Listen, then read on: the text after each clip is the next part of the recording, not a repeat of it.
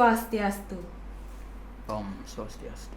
Halo sahabat religi, kembali lagi bersama kami di Surya Podcast. Suluhan rohani dan layanan. Melaju maju, umat rukun Indonesia maju. Bersama saya G. Alin dari Kantor Kementerian Agama Kabupaten Gianyar. Nah, pada kesempatan yang berbahagia ini, di Surya Podcast telah kedatangan tamu yang pastinya beliau sangat istimewa sekali. Beliau adalah Bapak Dr. Imade Dwitayasa SAG MPhilH. Beliau adalah salah satu tokoh agama Hindu dan sekaligus sebagai akademisi di salah satu perguruan tinggi di Bali. Baiklah sahabat religi, langsung saja kita sapa. Om Swastiastu, Pak Jero Mangku. Om Swastiastu. Nggih. Terima kasih kesediaan Bapak karena sudah bersedia hadir di Surya Podcast pada pagi kali ini. Punapi gatra Pak Jero? Astungkara hari ini becek-becek sami punika inggih. Inggih astungkara kita selalu diberikan kesehatan nggih Pak di masa pandemi COVID-19 pada sekarang ini. Baiklah Pak Jero, pada podcast kali ini adapun temanya yakni Bhinneka Tunggal Ika dalam tatanan moderasi beragama. Telah kita ketahui bersama nggih Pak Jero bahwa Bhinneka Tunggal Ika merupakan bagian dari 4 pilar kebangsaan Indonesia yang pastinya terdiri dari Pancasila, Undang-Undang Dasar 1945 NKRI dan Bhinneka Tunggal Ika itu sendiri. Nah, keempat pilar ini pasti wajib diinternalisasikan sebagai warga negara Indonesia yang baik. Begitu pula moderasi beragama. Nah, menurut Bapak Jero niki, apa definisi dari moderasi beragama? Dan bagaimana ciri-ciri orang beragama yang moderat? Silahkan Pak Jero. Baik, terima kasih atas waktunya yang diberikan kepada tiang hari ini gitu. Sebenarnya materi ini sangat menarik kita bahas di dalam terutama dalam agama Hindu gitu. Karena mengingat dewasa ini beberapa hal yang perlu kita pahami bersama. Salah satunya adalah moderasi beragama. Okay. Sebelum tiang menyampaikan apa itu moderasi beragama, sebenarnya moderasi beragama itu tidaklah hal yang baru, gitu. Tapi kita menganggap sesuatu yang baru gitu. Karena moderasi beragama ini telah dicetuskan gitu pada zaman Yunani gitu. Bagaimana pada zaman itu seseorang yang memiliki sikap dan sifat yang berbeda gitu bisa dirangkul gitu dalam konsep moderasi gitu. Nah, akhirnya kalau kita bahas secara kata itu moderasi itu ya bisa jadi moderat gitu. Dalam artian moderat di sini tidak condong ke kanan, tidak condong ke kiri gitu, berarti berada di tengah-tengah gitu.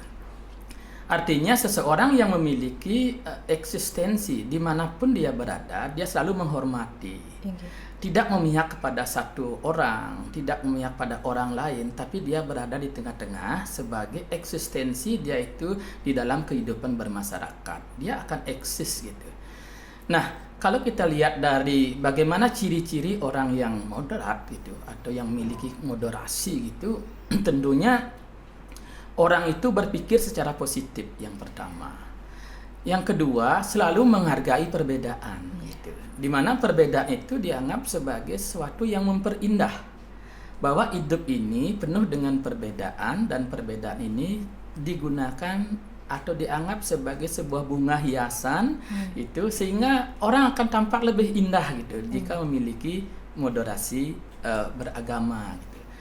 Menurut Tiang itu agama itu tidak perlu dimoderasi gitu. Karena agama telah moderat gitu. Gitu. Tapi yang perlu dimoderasi adalah penganut atau orang-orang yang menganut agama itu sendiri gitu. Menurut Tiang begini, kalau itu sebuah agama itu tentunya mengajarkan moderasi. Tidak ada agama menjelekkan orang lain, Tidak ada agama mengajarkan kejelekan pada orang lain. Sudah pasti Sudah ya pasti agama ya, kita sudah pasti mengajarkan itu. hal yang menuju kebaikan ya Pak Jero. Tetapi tafsir yang berbeda, inilah yang membuat agama itu menjadi bingkai yang diliputi oleh tafsir-tafsir yang berbeda. Oke. Inilah yang mencerminkan bahwa agama itu kelihatan berbeda gitu. Meskipun dalam tatanannya juga berbeda gitu. Nah, inilah dianggap oleh orang-orang bahwa agama saya paling baik, sikap saya yang paling baik, sikap saya yang paling benar, orang lain adalah salah. Nah, ini yang menjadikan, terutama di era sekarang ini, Kementerian Agama itu mencanangkan moderasi beragama itu sendiri. Gitu. Nah, seperti itu mungkin kalau kita jabarkan secara panjang, tentu panjang dari awal moderasi dan bagaimana sejarah moderasi itu gitu. Nah, di Indonesia, negara yang multikultur ini, yang terdiri dari berbagai pulau, agama, suku, budaya, inilah perlu pemahaman tentang moderasi itu agar Bhinneka Tunggal Ika ini seperti apa yang disampaikan tadi itu bisa tetap ya kita sebagai negara yang berbineka. Gitu. Nah, seperti itu. Baik, terima kasih Pak Jero, sangat menarik sekali apa yang sudah disampaikan tadi bahwa agama kita sudah mengajarkan hal yang baik dari dulu nggih Pak Jero nggih, bagaimana moderasi beragama itu sampai sekarang sudah bisa dilaksanakan sebagai pedoman kerukunan pastinya Pak Jero nggih. Baiklah, pertanyaan selanjutnya nih Pak Jero. Wujud nasionalisme wajib dimiliki sebagai warga negara Indonesia yang baik dan moderat pastinya nggih. Kalau dikaitkan dalam unsur beragama itu sendiri, nah di mana posisi nasionalisme menurut pandangan Bapak nih?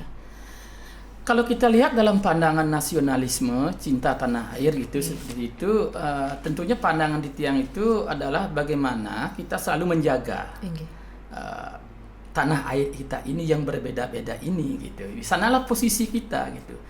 Bagaimana cara menjaganya? Ya dengan cara melestarikan budaya ini. Bagaimana cara melestarikan budaya ini? Ya menghormati budaya ini. Dengan menghormati budaya yang ada di Nusantara ini, di sanalah kedudukan moderasi beragama itu. Nah, kalau kita lihat di dalam agama Hindu, di dalam Atharvaveda itu telah disebutkan bagaimana orang memiliki moderasi gitu. Disebutkan di sana sanmani akute samano hardayawak dan seterusnya. Bagaimana kita dapat menyatukan hati kita, menyatukan pikiran kita untuk mencapai tujuan yang bersama. Apa tujuan itu? Ya tentunya tujuan negara kita ini yaitu mencapai kemakmuran, mencapai kesejahteraan, saling hormat menghormati. Itu di dalam Atharvaveda kita gitu. Lalu ajaran Hindu yang memuat tentang moderasi beragama tidak hanya itu saja gitu.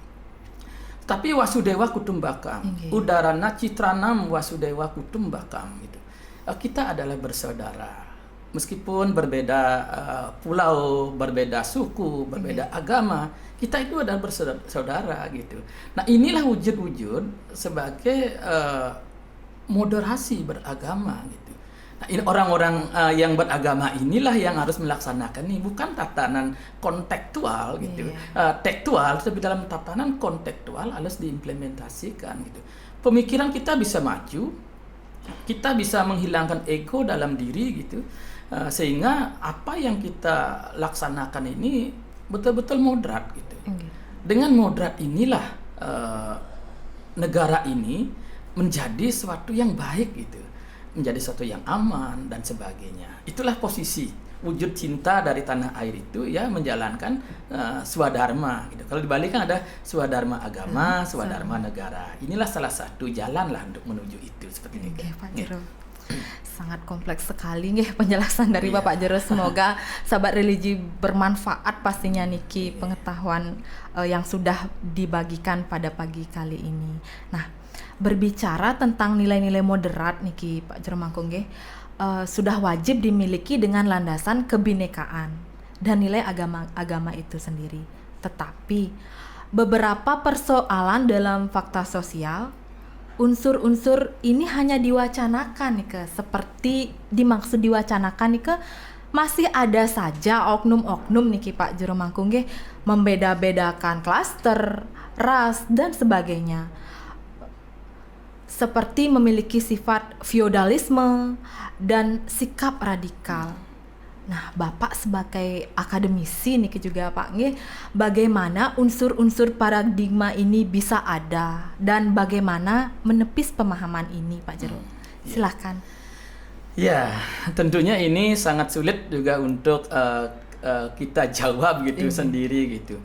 Nah, kalau kita kaji dari landasan agama gitu, tentunya ada juga unsur positif dan unsur negatif gitu. Kalau kita bicarakan tentang hal tadi itu jelas adalah unsur yang negatif itu yang ada dalam diri manusia. Gitu. Nah, menumbuhkan kesadaran ini sangat penting. Unsur-unsur feodalisme, unsur-unsur egoistis yang ada dalam diri manusia itulah yang mendorong manusia itu memang tidak menyadari bahwa kehidupannya itu adalah istimewa gitu. Nah itu dalam Sarasa Muscaya itu disebutkan bahwa menjadi manusia itu istimewa. Gitu. Sangat istimewa dibandingkan dengan menjadi binatang gitu. Nah dengan keistimewaan ini manusia akhirnya tidak sadar bahwa telah diberikan sebuah keistimewaan gitu. Nah itu. Nah menurut Tiang Niki adalah bagaimana memupuk kesadaran daripada umat beragama atau seluruh warga negara Indonesia agar mampu mengendalikan dirinya. Lalu memberikan pengetahuan gitu. Karena agama menurut Tiang itu bukan hanya sekedar tidak pergi ajarannya gitu.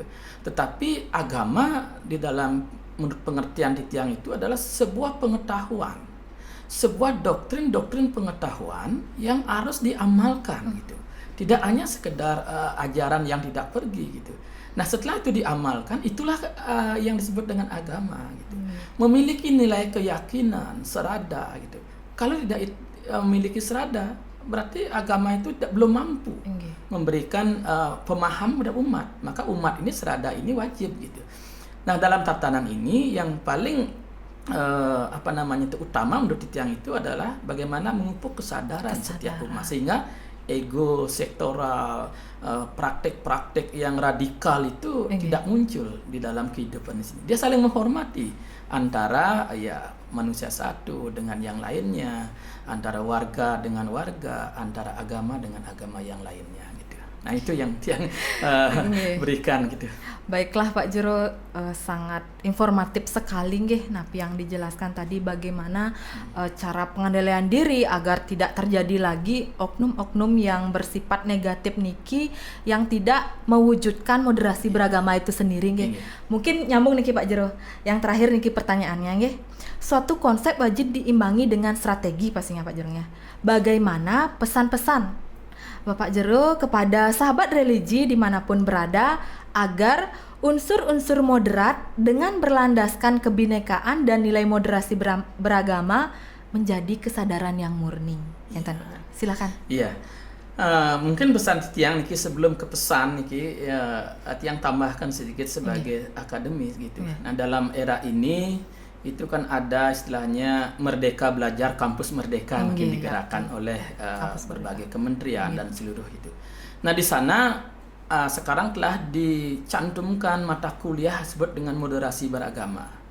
Dan itu wajib diambil oleh mahasiswa sebagai sebuah pengetahuan bagaimana mata kuliah wajib itu di seluruh perguruan tinggi yang ada di Indonesia itu baik negeri maupun swasta untuk mengambil mata kuliah tentang moderasi beragama dengan tujuan maka manusia itu nanti dapat diberikan pengetahuan bagaimana seharusnya menjadi warga negara saling hormat menghormati itu. Nah pesan yang untuk sahabat religi semuanya itu adalah mari kita bersama-sama membangun negara ini melalui agama gitu. Karena agama itu mengajarkan kebaikan gitu. Dengan ajaran agama ini harus kita pahami bahwa seluruh ajaran agama itu memiliki kebaikan. Tergantung kita sekarang. Kita sebagai umat beragama yang bertakwa gitu, kalau di Hindu memiliki serada atau keyakinan itu, atau perkuat keyakinan kita, serada kita bahwa hukum karma itu akan berjalan. Nah, jika kita mampu menghormati orang lain, maka kita akan dihormati oleh orang lain. mampu kita menolong orang lain, kita akan ditolong oleh orang lain. Ada sebab, ada akibat, Iya, kenten nggih Pak gitu. Jero nggih. Maka moderasi beragama ini menurut agama Hindu itu sebenarnya tidak asing lagi. Tidak asing, nggih. Coba dari segalak segilik sebelum sebayan take paras parayos sarponayo itu kan bentuk sudah moderasi beragama. Enggih. Nah, Tiang sarankan pada sahabat religi itu bahwa inilah konsep-konsep adiluhung keberagaman kita, budaya kita yang patut kita cerminkan dalam perilaku sehari-hari. Nah, itu mungkin harapan Tiang nih, semoga bermanfaat. Inggih, terima kasih Pak Jero, apa yang sudah dijelaskan tadi pastinya sangat bermanfaat dan inspiratif dan informatif bagi sahabat religi dimanapun berada. Inggih. Baik, terima kasih Pak Jero atas perbincangan-bincangan kita pada pagi kali ini. Semoga kita dapat bertemu lagi nggih di Surya Podcast. Tentunya kita membahas tema yang lainnya. Sukses sama Pak Jero. Iya, sami-sami.